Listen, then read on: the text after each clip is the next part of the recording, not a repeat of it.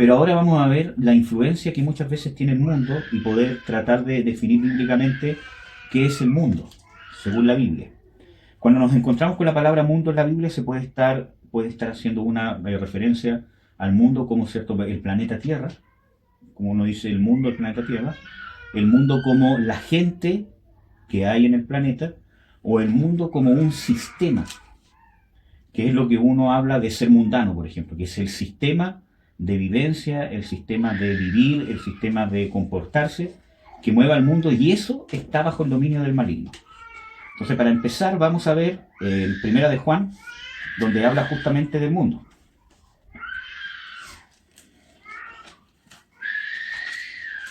Primera de Juan, versículo 14 en adelante. No, versículo 15, perdón. Dice, no améis al mundo, ni las cosas que están en el mundo. Si alguno ama al mundo, el amor del Padre no está en él. Porque todo lo que hay en el mundo, la concupiscencia de la carne, y la concupiscencia de los ojos, y la soberbia de la vida, no es del Padre, mas es del mundo. Y el mundo se pasa y su concupiscencia, mas el que hace la voluntad de Dios permanece para siempre. Entonces, el mundo, hasta acá por lo menos, no es algo físico, sino que está hablando de obras de la carne, actitudes, forma de vivir, forma de ser. Y aquí habla de la concupiscencia de la carne, la concupiscencia de los ojos y la soberbia de la vida. Entonces una mentalidad, es una forma de pensar, es una convicción de mente, una forma en que yo puedo procesar mi entorno y relacionarme con mi entorno. ¿Me entienden? Eso es el mundo según el sentido que tiene con relación con lo pecaminoso. Y en ese tipo de definición del mundo donde no se mueve el amor de Dios. Y usted necesita el amor de Dios porque en el amor de Dios usted es perdonado, usted es justificado, usted es levantado, las bendiciones de Dios, todo lo que Dios quiere para usted viene a través de la manifestación de su amor. Incluso la unción del Espíritu Santo para poder vencer la tentación, para poder hacer la voluntad de Dios, dice el amor ha sido derramado en nuestros corazones por medio del Espíritu Santo. Entonces, el amor de Dios es la base de todo lo que Dios nos ha dado, nos da y nos quiere dar. Y en este sistema de pensar o de ser o de identidad no está el amor de Dios. Y si no está el amor de Dios, no hay bendición, no hay perdón, porque en el amor de Dios es que se manifiesta. Y aquí dice claramente, el amor de Dios no está.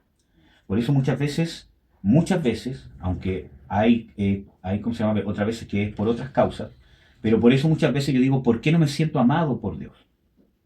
¿Cierto? Sé que Dios me ama, ¿cierto? Porque está escrito de que Dios es amor, que Dios me ama, etcétera, etcétera.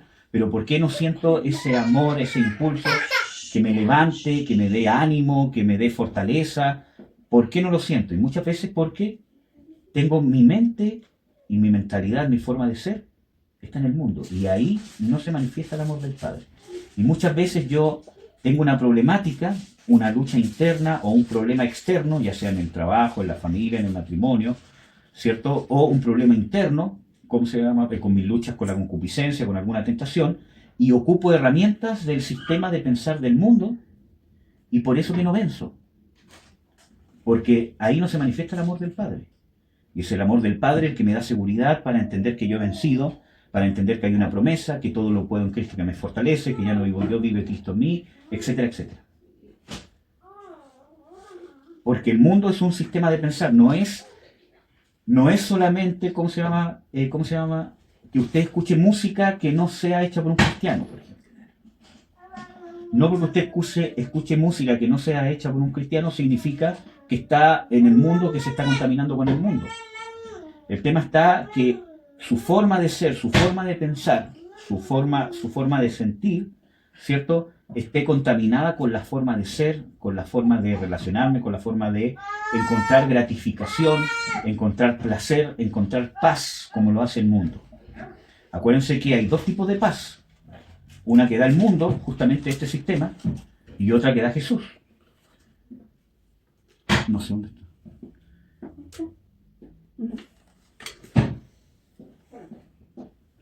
Pero, ¿cómo se llama? El Señor Jesucristo dice claramente, Mi paz os dejo, mi paz os doy, pero yo no la doy como el mundo la da.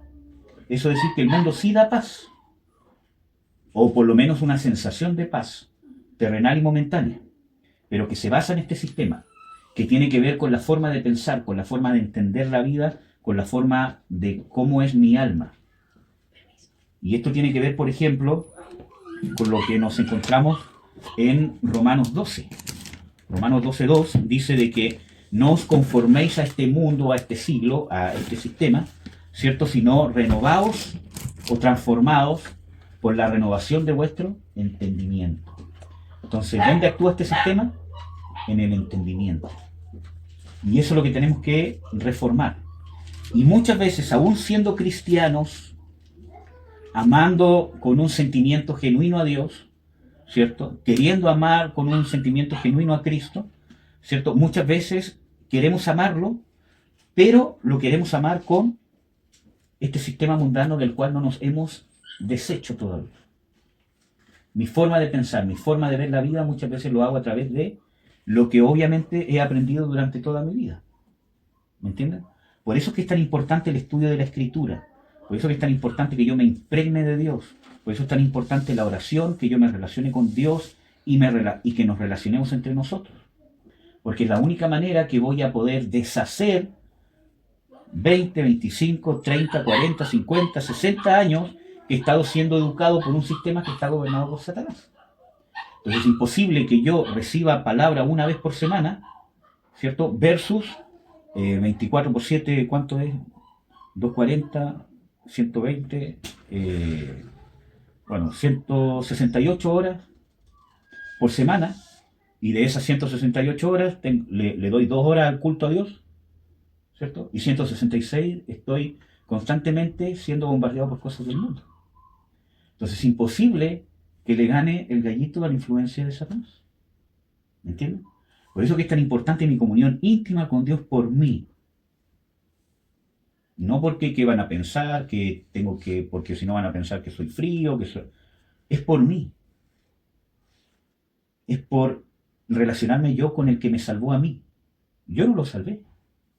Es más, la iglesia no lo salvó. ¿Me entiendes? Por usted murió Jesucristo en la cruz, se desangró por usted. Hace más de 2000 años atrás. Él recibió los latigazos. Él se despojó de sí mismo, se encarnó, se hizo hombre, vivió de una forma limitada, siendo el Dios de toda la creación, pensando y haciéndolo por usted. ¿Entiendes? Entonces, con ese Dios es el que yo me tengo que relacionar. No porque qué va a decir el hermano, qué va a decir el pastor, la pastora, que tengo que encajar con los que supuestamente son más espirituales, etcétera, etcétera, si no van a pensar que usted se debe al que lo compró. Y el que lo compró se llama Jesucristo. ¿Me entiende? Entonces, dentro de ese punto, nosotros tenemos que entender de que la forma en que podemos deshacernos del mundo es renovando nuestro entendimiento. De esa manera, Romanos 12 dice de que vamos a no conformarnos al mundo, renovar nuestro entendimiento en entender cuál es la voluntad de Dios buena, agradable y perfecta. Usted necesita entender cuál es la voluntad de Dios para su vida. Usted no saca nada con entender cómo Jesús viene en los últimos tiempos, cómo es el ministerio profético, cómo es el ministerio pastoral, cómo es el ministerio apostólico, ¿cierto? Y quizás cuántas otras cosas más, si no entiende la voluntad de Dios hacia su vida. ¿Por qué lo rescató? ¿Por qué lo encontró? ¿Qué es lo que quiere hacer con usted? ¿En qué tipo de hombre o en qué tipo de mujer es que Dios quiere que usted llegue a ser? ¿Me entiende? Por eso que es sumamente importante la relación íntima, que mi entendimiento se vaya renovando a través de la comunión con Dios, la Biblia, la oración, la comunión con los hermanos principalmente. ¿Me entiende? Entonces, de esa manera nos vamos a poder renovar. ¿Por qué? Porque este sistema mundano, que ya vimos que habla del entendimiento, ya vimos que habla de la concupiscencia de los ojos, la concupiscencia de la vida, la concupiscencia de la carne, es un sistema que actúa en el alma. Por ejemplo, en Efesios 2 también lo dice, que no es algo físico. No es que, y vuelvo a dar, ¿cómo se llama el ejemplo? No es que usted no pueda ver una película, por ejemplo, que no pueda ver una serie, que no pueda ver, escuchar una canción que le guste. ¿cierto? Pero cuando usted ama esas cosas, porque esas son las cosas que le dan sentido a su vida, hay un problema. ¿Me entienden?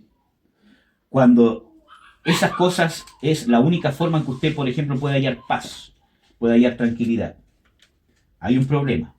Que no quiere decir que usted no se pueda recrear, ¿cierto? Escuchando una canción o viendo una serie o una película que le causa, ¿cómo se llama? Que le gusta. Pero si esa es su escape de la realidad, para poder encontrar paz ante los problemas y la dificultad, hay un problema. Pero si usted lo hace por recrearse, está bien. Ir al cine, ver televisión, ¿cierto? Pero lo que me tiene que dar paz, lo que me tiene que centrar, de lo que me tengo que nutrir en mi identidad, en mi forma de pensar, en mi forma de reaccionar, tiene que ser la palabra de Dios. ¿Entiendes? Entonces, el mundo no es la música, el mundo no es la película, el mundo es un sistema que se mueve en el entendimiento, en el alma. Efesios 2, versículo 2. En que en otro tiempo anduvisteis conforme a la condición de este mundo, conforme al príncipe de la potestad del aire, el espíritu que ahora obra en los hijos de desobediencia. Entonces, aquí nos va a describir en el versículo que sigue cuál es la condición de este mundo. Y vemos de que detrás de la condición de este mundo se mueve, ¿qué cosa? Un espíritu, un principado, el príncipe de la potestad del aire. Versículo 3, entre los cuales todos nosotros también vivimos en otro tiempo en los deseos de nuestra carne. No está hablando de cosas materiales, dice deseo de la carne. ¿Qué más? Haciendo la voluntad de la carne y de los pensamientos. Y éramos por naturaleza hijos de ira, también como los demás. ¿Cuáles son los deseos de la carne? La Biblia describe las obras de la carne, ¿cierto? Como concupiscencia, hechicería, brujería, orgías, envidias, enojos, amargura, entre otras muchas cosas más, porque cuando Pablo hace esta lista, termina diciendo y otras cosas semejantes a estas. O sea, no son solo estas, ¿cierto? Sino otras cosas semejantes a estas. Entonces nos encontramos de que la carne desea el enojo, la victimización, la lástima propia, el orgullo, la desobediencia, la arrogancia, la admiración, ¿cierto? El odio, la lujuria, la perversión. ¿Me entienden? Entonces todas esas cosas son las que desea la carne. Por lo tanto es un sistema. Y ese sistema nos lleva a hacer la voluntad de la carne, como dice el otro punto de este pasaje. ¿Cierto? No es solamente desear, sino que ya desearlos, usted tiene que entender de que están operando los deseos de su naturaleza carnal, los cuales lo tengo que frenar, los tengo que apagar, los tengo que desnutrir, por decirlo de alguna forma, para que prevalezca los deseos de Dios. Acuérdense que cuando Pablo habla de esta lucha interna, dice, con mi espíritu o con mi mente quiero hacer la voluntad de Dios. Pero ahí hay un detalle, el espíritu ya estaba gobernando completamente su mente. Cuando nos encontramos con este hecho ¿cómo se llama? Romanos 7, Pablo dice, con la mente me deleito y quiero hacer y hago la voluntad de Dios. Pero en mi cuerpo, en mis miembros, veo otra ley que se revela contra la voluntad de Dios, ¿cierto? Y quiere hacer lo malo. Entonces ya no lo hago yo, sino el pecado que mora en mí. Y hay un tema, porque muchas veces usamos este pasaje como justificación. De que cuando peco, caigo en ira, en enojo, en amargura, en soberbia, en arrogancia, en desobediencia, en lástima propia, en pornografía, no sé. Yo, ¿cómo se llama? Me justifico de que no fui yo, sino que fue el pecado que mora en mí. No, fuiste tú. Lo que Pablo está haciendo una distinción, que cuando él habla de eso, la condición es que su mente hace la voluntad de Dios. Que dice, con mi mente sirvo a la ley de Dios, pero mis miembros veo otra ley. Entonces, es otra condición la que está hablando Pablo. No es que Pablo se está justificando que a veces caigo y no soy yo, es mi carne. No. Él está hablando de que ya logró un grado de madurez donde su mente sirve a la ley de Dios. Y él habla, disciplino mi cuerpo, por ejemplo, muchas veces a través de la disciplina, ¿cierto? es que uno puede llegar, y le vuelvo a reiterar, lo más básico de la disciplina es que yo me discipline en buscar de Dios. Hay un pasaje en Proverbios que dice, mira, oh perezoso, a la hormiga, que no tiene quien la mande, no tiene jefe, y aún así, en el verano guarda el alimento laboriosamente sin que nadie le diga instrucción para el invierno.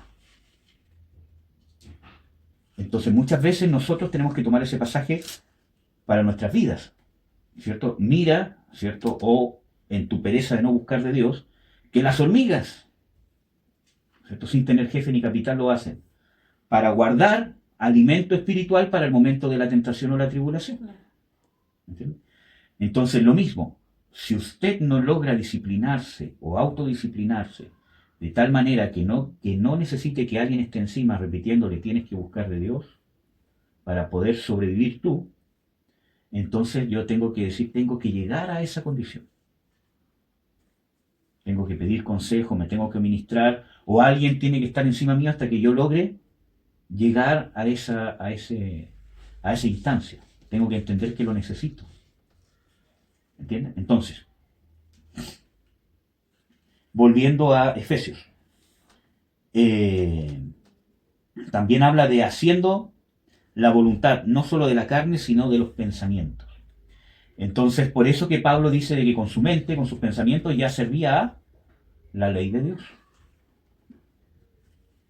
¿Me entienden? Entonces, de esa manera nos podemos deshacer de la influencia del mundo. Cuando yo logro que mi mente, mi voluntad, mis emociones, el centro de mi alma, yo lo entrego al servicio de la ley de Dios. No me sirvo de la ley de Dios para saciarme. Yo me pongo al servicio de la palabra de Dios. Y para poder lograr eso, primero tengo que trabajar en disciplinarme, en buscar comunión con Dios. Usted tiene que tener su comunión íntima y personal con Dios, porque Dios es un Dios personal suyo. ¿Me entiende? Usted tiene que lograr esa relación con Dios. Ahora, ¿por qué es importante esto? Y ahora recién voy a los apuntes. ¿Cuánto llevo? Ya. Por ejemplo, nos encontramos, volviendo a la parábola del sembrador, que es lo que habíamos hablado el viernes. En Lucas 8:14 dice que la semilla que cae entre espinas, estos son los que oyeron, pero al continuar su camino son ahogados por preocupaciones, riquezas y placeres de la vida y no maduran fruto. Cuando yo no me desarraigo de esta influencia del mundo, o cuando yo me empiezo a entregar a esta influencia del mundo, que puede ser gatillado por la desilusión, ¿cierto? Que es lo que habíamos hablado el viernes. No puedo madurar.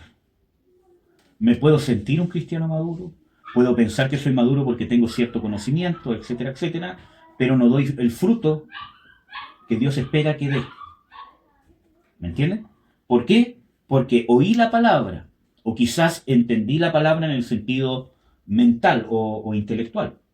Pero cuando continúo mi camino, aquí habla, cuando empiezo a vivir la vida diariamente, no aplico la palabra. Me sigo centrando en el sistema mundano, que es un pensamiento, es un entendimiento, son deseos, son voluntades, como vemos que dice la Biblia. Es como yo me relaciono, cómo enfrento los desafíos diarios que Jesús dice en el mundo tendréis aflicción. Está hablando de los desafíos diarios que tenemos, ¿cierto?, para poder subsistir. Pero si yo lo hago con este sistema, con este entendimiento que tiene que ver con la concupiscencia de los ojos, o sea, con codicia de lo que quieren alcanzar mis ojos, con la concupiscencia, ¿cómo se llama?, de la vida, ¿cierto? Bueno, hay algunas versiones que hablan que la concupiscencia de los ojos es la lujuria, ¿cierto? O la soberbia de la vida, la altanería, querer alcanzar un grado, querer ser superior que los demás, etcétera, etcétera. Entonces, ¿cuál es el problema? Que estas preocupaciones, las riquezas y los placeres de la vida, ¿qué es lo que ahoga la palabra? Que la entendí, la puedo memorizar, la puedo recibir incluso hasta con algún gozo, pero ¿qué es lo que ahoga? O sea, ¿qué es lo que impide que esa palabra, porque ¿cuándo da fruto la palabra? ¿Cuándo da fruto la palabra? Cuando permanece. Sí, pero cuando yo digo está dando fruto. Cuando es confrontada y tengo que ponerla en práctica. Cuando es confrontada por una situación adversa. ¿cierto? Por ejemplo, ¿cuándo sé yo que estoy dispuesto a dar la vida por Jesús? Cuando me enfrento a una situación. Cuando me enfrento a una situación donde tengo que dar la vida por Jesús. ¿Me entienden? Por ejemplo, cuando yo sé que realmente creo, ¿cierto? Que cuando tengo temor, en Jehová confío. Cuando hay una situación que me causa, ¿qué cosa? Temor o incertidumbre. Y en esa condición, en ese momento es cuando yo sé que la palabra da fruto. No porque no sienta temor, no porque no tenga incertidumbre, no porque, etcétera, etcétera, sino porque en ese momento, en el temor, ocupo la palabra. Y en vez de confiar en el deseo, en el sentimiento o en lo que quiera ser mi voluntad en ese momento, me tomo la palabra y ocupo mi fe para confiar que haciendo lo que dice la palabra que debo hacer en esa circunstancia, voy a estar haciendo la voluntad de Dios. Y Dios va a estar conmigo. Y ojo, de que ese Dios va a estar conmigo no es necesariamente, y ojo con esto, no es necesariamente que las cosas van a salir favorables. Y un ejemplo de esto, nos encontramos con los amigos de, ¿cómo se llama? Daniel, en el libro de, ¿cómo se llama? Daniel. Sadrach, Mesach y Abednego, que cuando son confrontados por el rey de Babilonia, cuando les dice, póstrense ante mi estatua, porque ellos eran los únicos que no se postraban, ¿cierto? Ellos le dicen, Jehová nuestro Dios nos puede librar de tu mano, porque el rey dice, si no se postran al sonar de la trompeta, los voy a echar a ese horno de fuego. Y ellos dicen, Jehová nos puede librar de tu mano, y nos librará. Pero si no nos libra, sabe, oh rey, que no nos postraremos. Entonces ellos tenían una madurez y una convicción tal que sabían que si Dios no los libraba de ese tormento que era ser quemados, que quizás es una de las peores muertes que hay, ¿cierto? Aún así, eso no significaba que Dios no estaba con ellos. No dejaban de creer. Y aún así estaban dispuestos a no postrarse. Pero muchas veces nosotros basamos nuestra fe en que Dios nos va a respaldar, entre comillas, con un resultado favorable. Y yo ya les he dicho de que la Biblia, al ser vencedor, no significa que las cosas salen, que yo salgo victorioso humanamente hablando. Acuérdense que aparentemente hay una contradicción, pues dice, en Jesucristo en todas las cosas hacemos más que vencer. Pero nos encontramos por otro lado cristianos perseguidos, apóstoles muertos, asesinados, ¿cierto? Sin pena ni gloria, ¿cierto? Pablo quizás a cuantos torturó, dice, él dijo, a muchos yo forcé a blasfemar. ¿Y cómo lo forzó? A través de la tortura. ¿Me entienden? Entonces, vemos de que esa persona que murió, que fueron perseguidos, que murieron sin pena ni gloria, son vencedores. Porque los vencedores son los que, independientemente de que el resultado sea desfavorable, siguen perseverando en hacer la voluntad de Dios. Y no le reclaman a Dios. ¿Por qué no estás haciendo lo que incluso tu promesa dice? Y un ejemplo más grande es Jesús. Dios habla de Jesús, el Padre habla de Jesús, de que pídeme y te daré por herencia a las naciones. Dice, enviará a sus ángeles delante de ti para que tu pie no tropiece. Y resulta que el mismo Padre que le dio esa promesa, que era directamente para el Mesías, es el que lo dejó que lo azotaran, lo crucificaran y lo mataran. Sin defenderlo.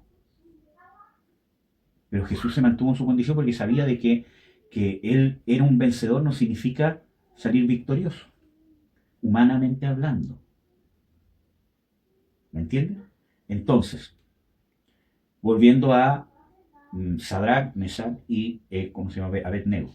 Ellos estaban convencidos de que su victoria no era que viniera Dios portentosamente del cielo y los librara del horno de fuego, sino el ser vencedor es que yo me mantuviera en mi convicción y haciendo la voluntad de Dios, independientemente del temor que podía sentir o el dolor que iba a sentir al ser torturado. Obviamente ese es un caso extremo, ¿cierto? Pero muchas veces nosotros en las cosas cotidianas de la vida, cuando las cosas no nos resultan, culpamos a Dios. Y no eres mi proveedor, no eres mi sanador, no eres mi salvador. ¿Por qué me están pasando estas cosas? ¿Por qué están pasando estas cosas en mi matrimonio, en mi familia, con mis hijos? ¿Me entienden? Porque creemos que esa es la victoria. Y Dios quiere hacer esas cosas, las puede hacer y probablemente sí las va a hacer. Pero tenemos que primero cambiar de adentro. Que la victoria no es que se resuelvan los problemas. La victoria es que yo triunfe interiormente en los problemas. Y eso es ser perfecto, eso es ser maduro. Por eso Pablo dice, yo en todo y por todo he sido enseñado. En la escasez, en la abundancia. En la persecución, cuando me odian y cuando me aman. ¿Me entiendes? En todo y por todo he sido enseñado. Y en ese contexto dice, porque en todas las cosas hacemos más que vencer en Cristo Jesús. ¿Me entienden? Entonces,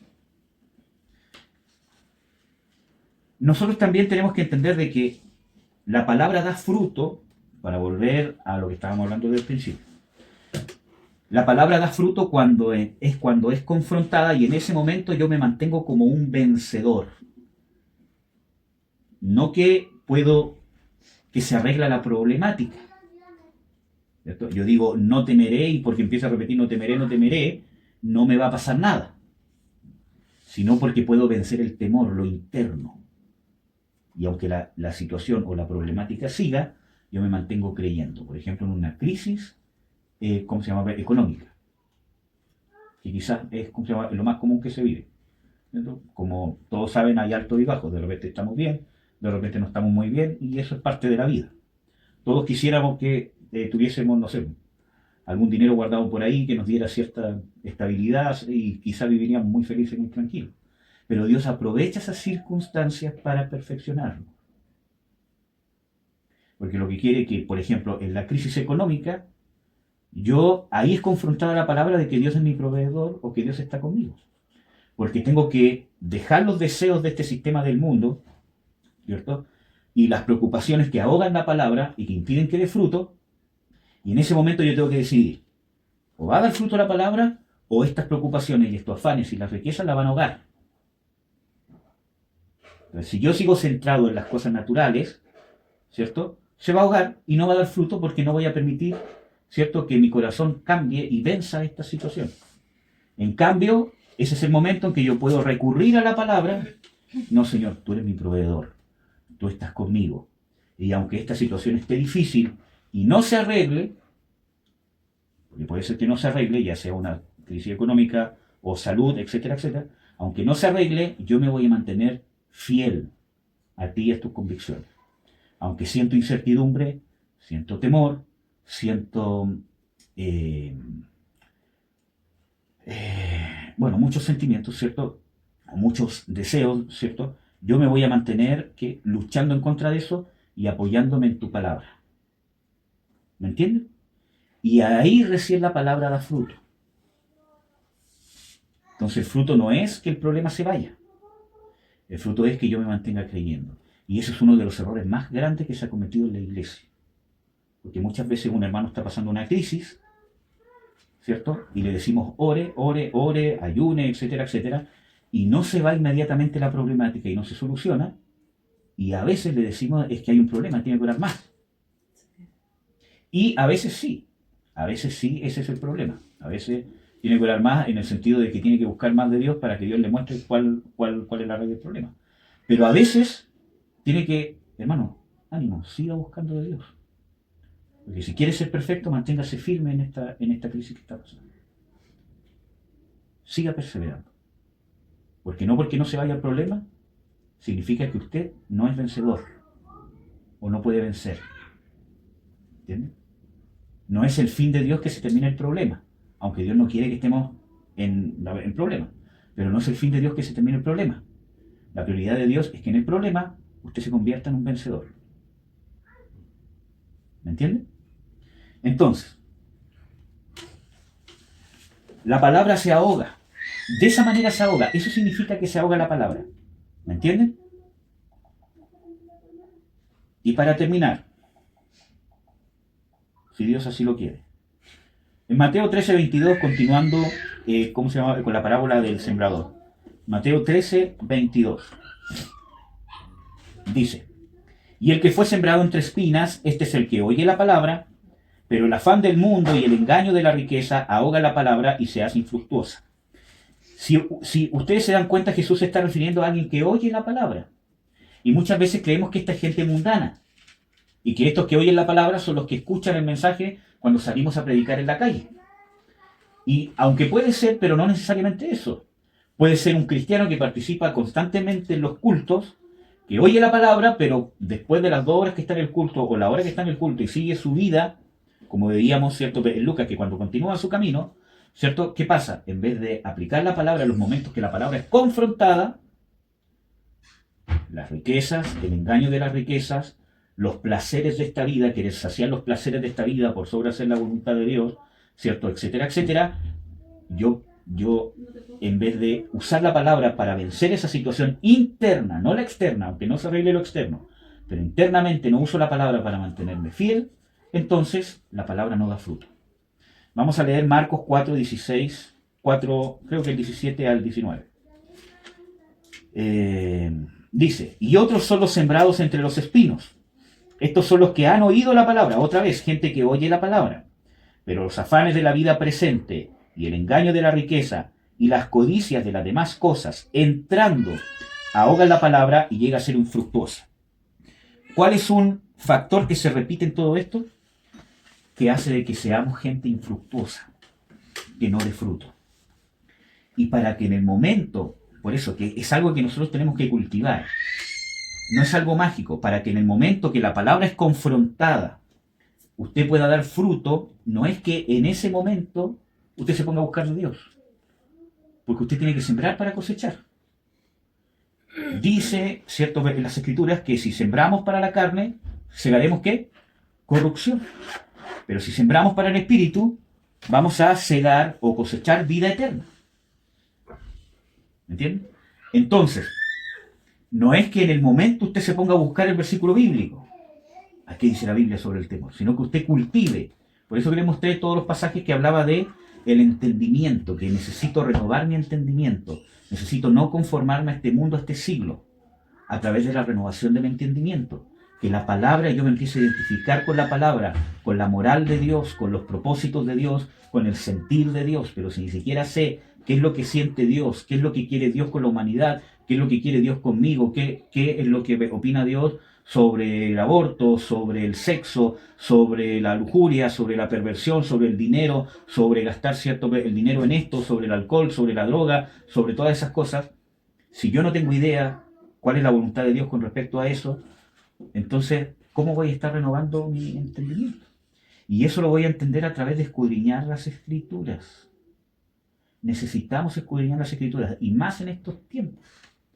Porque estos tiempos son difíciles, porque el mundo está muy infiltrado, muy camuflado. Este sistema del mundo, les hablo, está muy camuflado en buenos sentimientos. En el buenismo. ¿Me entienden? En cosas que parecen muy bonitas.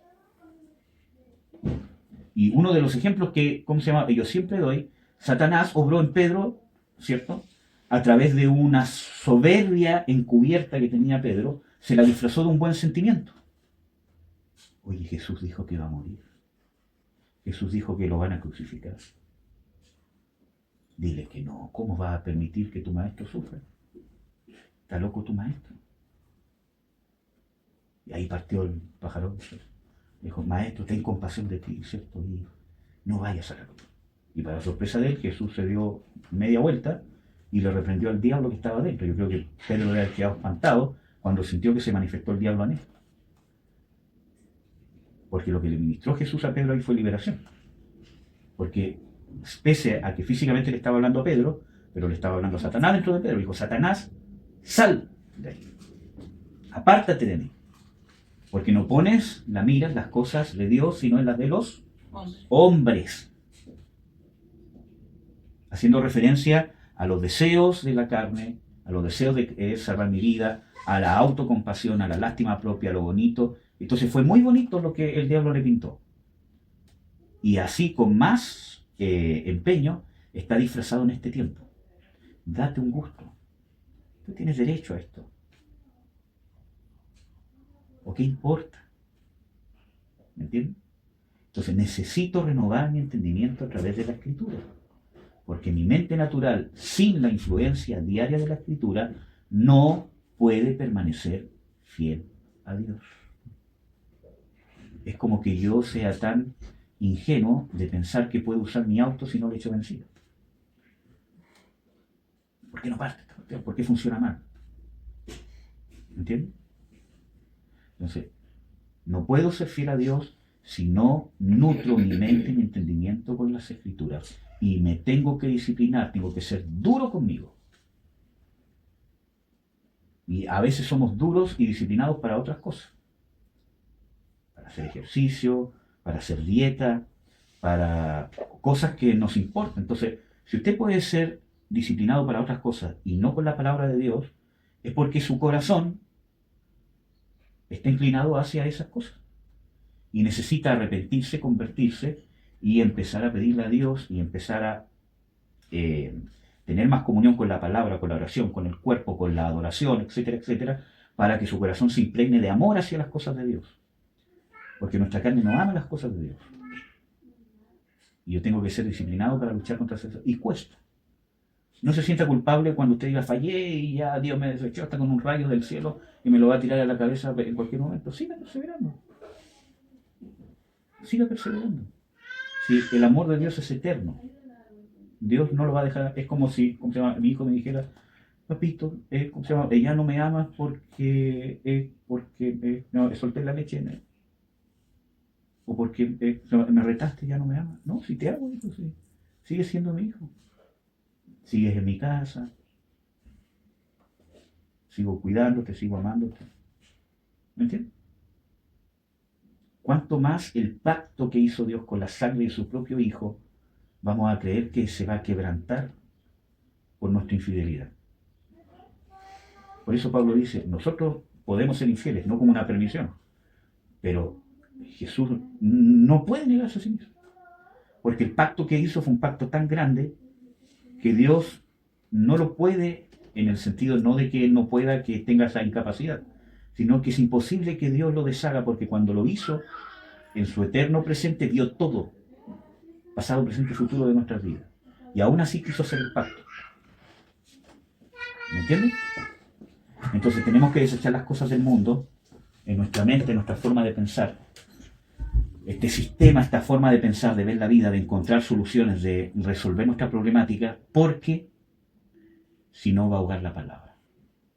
Y por eso muchas veces nos sentimos desanimados, por eso muchas veces podemos buscar menos de Dios, cada vez menos, por eso muchas veces siento menos amor a las cosas de Dios, porque todavía no he desechado este sistema de ser y de pensar del mundo del entendimiento. Y la única forma que lo deshaga es que renueve su entendimiento a través de escudriñar las Escrituras, disciplinarse en orar y en compartir con los hermanos. Amén. Así que eso. Vamos a orar, amados. Oremos. Padre, en el nombre de Jesús, te doy las gracias por estar reunidos. Te ruego, Señor, que obres en nuestra vida para que podamos, Señor, ser fructíferos. En esta parábola, Señor, tú dijiste de que cuando la semilla cae en buena tierra, da fruto a 10, 30, 100 por uno. Queremos ser gente que dé fruto, Señor. Cuando la palabra es confrontada, puesta a prueba, queremos, Señor, ser capaces de perdonar en la ofensa, de vivir en tu gozo, en la amargura, en la agonía de la tristeza, en el enojo, poder encontrar la paz, en perdonar, en encomendar la causa al Dios justo. Queremos, Señor, poder lograr, Señor, dar fruto. Ayúdanos a deshacernos de las cosas que ahogan la palabra, los afanes de la vida, los afanes de este mundo, las preocupaciones, querer saciar los placeres de esta vida, el engaño de la riqueza, Señor. Queremos poder deshacernos de todo eso, Padre. Te ruego que obres en nuestro corazón. Padre, yo en el nombre de Jesús reprendo toda obra del espíritu del mundo, que obra la concupiscencia de la vida, de los ojos y la soberbia de la vida, Señor. Reprendo al espíritu del mundo, al príncipe de la potestad del aire, al Dios de este siglo, como dice la Biblia, al maligno, como dice la Biblia. Corto todos tus tentáculos en el nombre de Jesús, todas tus influencias, todos tus amarres, todas tus cadenas que has tejido en nuestros pensamientos, en nuestros deseos, en nuestra sexualidad, en nuestros deseos, con respecto a las finanzas, con respecto al amor familiar, con respecto a nuestros padres, con respecto a nuestros cónyuges. con respecto a cada área de nuestra vida. Corto esas cadenas en el nombre de Jesús de Nazaret. Rompo tus tentáculos, echo fuera toda tu influencia, cualquier otro demonio que obre a través de lujuria, de perversión, de adicción. En el nombre de Jesús, te reprendo, Satanás, y te ordeno que retroceda de nuestra mente, de nuestro corazón, de nuestra sexualidad, de nuestro entendimiento, de nuestros deseos, de nuestra paz, de nuestro sueño. En el nombre de Jesucristo, espíritu de insomnio, espíritu de temor, espíritu de pena, de agonía, de depresión, de lástima propia, de soberbia, de arrogancia, se va en el nombre de Jesús de Nazaret. Rompo esas cadenas en el nombre de Jesús y ordeno que salgan de nuestro entendimiento, salgan de nuestro ser, salgan de nuestra mente, en el nombre de Jesús de Nazaret. Señor, tú eres el que ha ganado la victoria, Señor Jesucristo. Tú eres el que ha vencido a Satanás en el madero, en la cruz. Cancelaste los decretos que estaban en nuestra contra.